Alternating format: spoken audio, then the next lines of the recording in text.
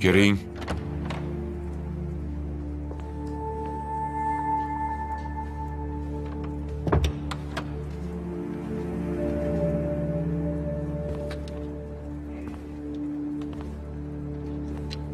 Bu qilich qonuniy Sulton Sulaymon bobomizning Moxajda 3 salibchining kallasini olgan qilichidir.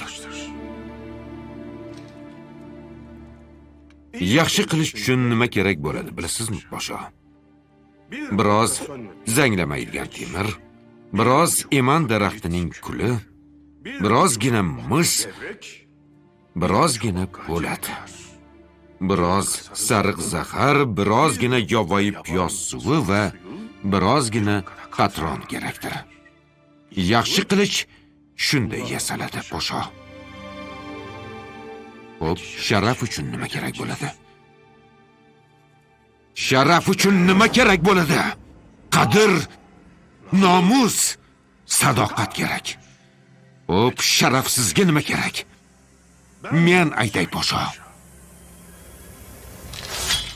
Shu qilich kerak. Sharaf uchun ko'p narsa kerak, lekin sharafsizga bir dona qilich yetadi xolos. Kechiring, hukmdorim. O'rningdan tur. Kechiring. Tur o'rningdan. Bu libosni kiygan tiz cho'kmaydi. Tur. Hukmdorim, kechiring. Nafsimga qul bo'ldim. Mas'ullarga ishladim. Hukmdorim, boshda xavfli tomoni yo'q edi. Lekin Faruz kelganidan keyin ishlar chappasiga ketdi. Hukmdorim, ulardan ketolmadim. Seni kechira olmayman. Albatta jazoingni olasan. Lekin kallangni qutqarmoqchi bo'lsang, bir ish qilishing